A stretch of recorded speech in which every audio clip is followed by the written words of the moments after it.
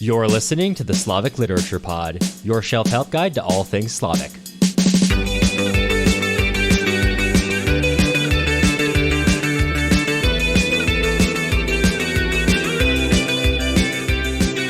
I'm Cameron Lalana. And I'm Matt Garasinovich. And today we're covering Part 1, Chapter 18 of Vasily Grossman's Life and Fate, and Jesus Christ, what a downer. So that's my introduction for this chapter. If you read it, you already know it is the final letter from Victor's mother, Anna Semyonova, to him about her last days in the ghetto that the Nazis have created in I forget what town it is in. I almost said Berdichev, but that might be blurring the lines between Grossman and his real life a little bit too much. But is there, I do want to give a little bit of the real life context for this, but is there anywhere you want to start instead? No, I was going to ask you for this context because we had a good post. You put a lot of work in today, which I thought was good. This was kind of even on Instagram today, I was like, you know what? I'm just going to give you the first quote. I'm not going to, you just need to read the full post. It's not a one to clip. It's just one to sit with. Yeah, it's a tough one to think about. So for Grossman, as we all know, Grossman himself was Jewish, and he was born during the Tsarist era, obviously. And something you should know, some context, is that during the from not all the Russian Empire, but from, I think it's Catherine the Great, definitely from the early 1700s to just about the end of the Russian Empire, you have what we call the Pale of Settlement, which was basically the only area where Jews were legally allowed to live, either temporarily or permanently. And that stretches across, I think, pretty much all of modern-day Belarus, Moldova, a lot of Lithuania, as well as Ukraine and parts of Poland. I think there's something else, but it stretches across several modern countries. You could leave, but it did take a lot of money, and you had to get a certain visa, and you had to have certain requirements. So practically speaking, you had to be kind of exceptionally rich to leave this area. And for the most part, people in this area, despite conspiracies about Jewish people, which have existed since time immemorial, it seems, this was a very poor place to be. With a couple of exceptions, Grossman's family themselves were actually quite rich, which allowed them to actually leave the Pale of Settlement at times and go and travel to other areas. Grossman was, educated partially abroad by his mother. So that's a fact that may have been downplayed a bit in the Soviet Union, the fact that they'd come from a fairly wealthy family. But, for the most part, most people could not leave these areas of the Pale of Settlement, which was abolished once the Russian Empire came to an end, obviously.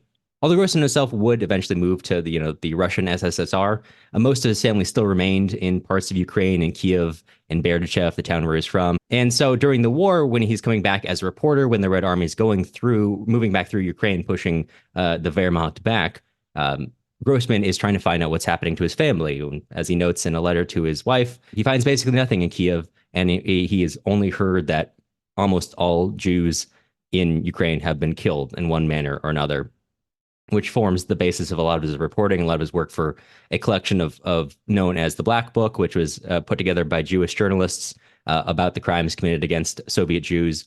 And he would go to Berdichev, and I don't think I've never read a record of what he found there, if he found much about what happened to his mother. But years later, he would get a letter from someone who knew his mother in their final days and who survived and was able to give an account of that.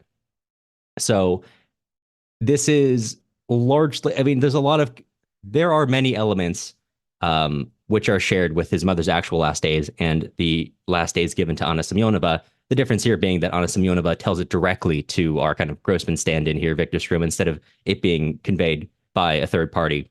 And so you could read it as the letter that Grossman maybe wanted to have from his mother. We know certainly he wrote 2 letters back to his mother over the course of a number of years and carried those with him, which if you have the collection, The Road, put together by Robert Chandler, those 2 are collected there if you would like to read more context for it. But that's kind of the background for this letter.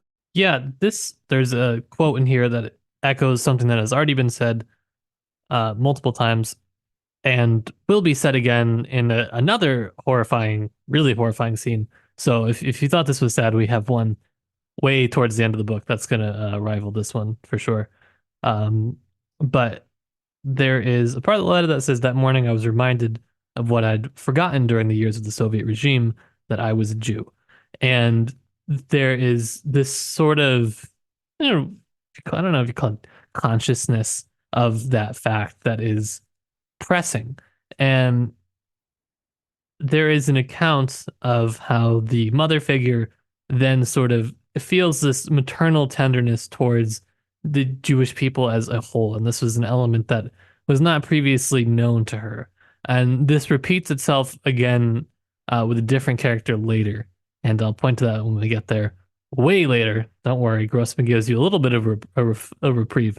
Not much, but a little bit, I guess.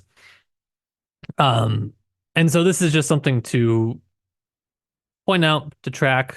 Um, it's a major element of this book, I would say.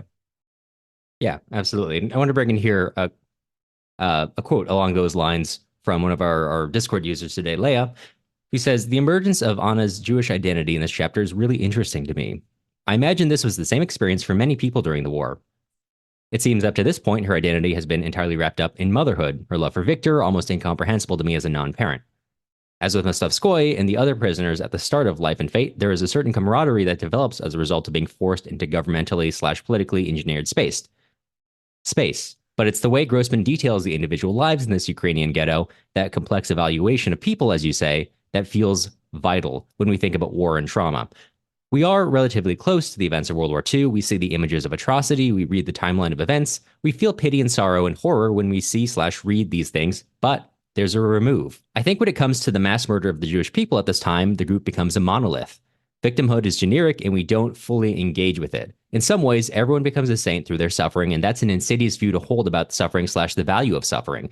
Grossman holds each person up to the light and forces readers to take a look at humanity in all its ugliness and beauty, which is a great point. I think especially hitting on that point that the idea that suffering makes you a saint is something that Grossman does not engage with. When he's writing about, people in this ghetto, he says, much in the same way that there are those who take advantage, who collaborate with the Nazis to take advantage of the Jewish people in these areas. Also, there are Jewish people in the ghettos taking advantage of those around them. Mm-hmm. And there is meaningful difference among these people, right? I mean, something that's really interesting to me is, keep in mind the Pale Settlement is a very poor place. So when Anna Semyonova was moved into this ghetto, which was not built by the Nazis, it was expanded from an extant area of town where relatively poor people, relatively poor, I assume mostly Jewish people, tailors, cobblers, whatever, are living.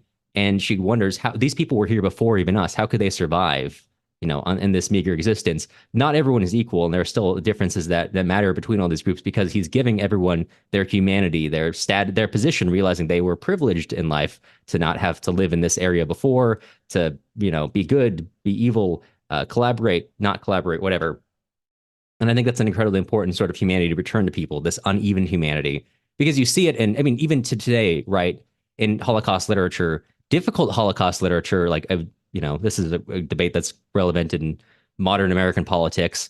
Books like Mouse will get banned because they're not pretty about the Holocaust. They're very tough books about the Holocaust, and they show people who might have been broken by the experience, where you see other novels, as like The Boy in Striped Pajamas, which is like about the fundamental like strength of the human spirit or whatever, which really wipes away. First of all, yeah, it does engage in making victims a monolith, but also wipes away the difficult realities that there are.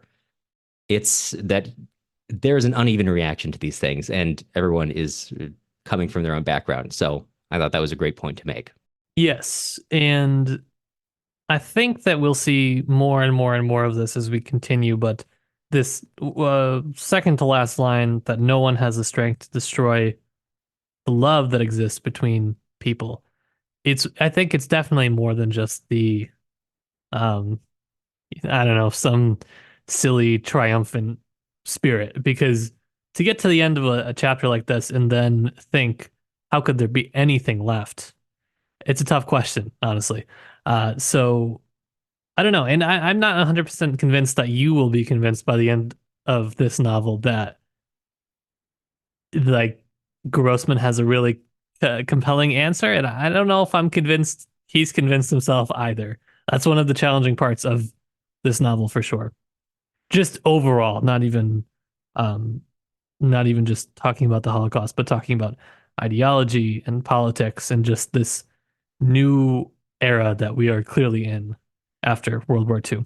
Right. This fundamentally confusing era, which I think to your point at the end, what is there to say? But there's nothing left but to live at this point. Hmm. Live, live, live forever. To exist is the only, at this point for her, the only act of rebellion left, to not be removed from this earth.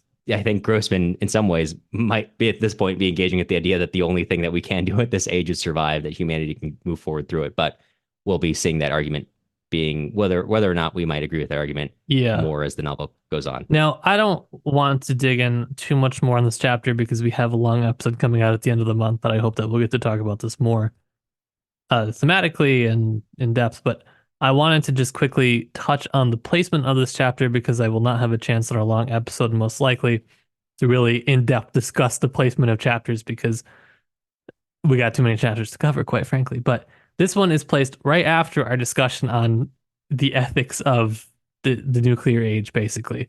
And it's maybe not an answer to the question of whether it's all worth it, but it is a major consideration, I guess I would say, on that. And then just preceding these two chapters, we have the the sort of petty family drama chapter, the sort of mother daughter, granddaughter grandmother relationships, and the sort of I don't know, I would call it petty family drama chapters. And so when you compared that in the light of the chapters that come after it, it just it makes a lot of human existence seem trivial, I guess. But I think that that is again where Grossman finds a lot of the strength of the human spirit is almost in that kind of funny enough in that sort of not bad side, not bad as an evil, but bad as in kind of silly, trivial, petty. Uh, I don't know. It's something that's like I said, kind of part of all of us, but it's just something to note because these are really strategically placed parts. And I think we will, continuing that arc, we'll see an interesting little, I call it kind of a triptych of yesterday's chapter, today's chapter, to tomorrow's chapter. But you'll hear more about that as we get to it. Unless there's anything else you want to cover, I think that's a good place to wrap up. No, I am good for now. All right, sounds good. Yeah, everyone decompress a little after that one, and we will see you back here again tomorrow. Yeah, decompress, but back on tomorrow. Yeah, you got like a 13-hour turnaround, so get on that.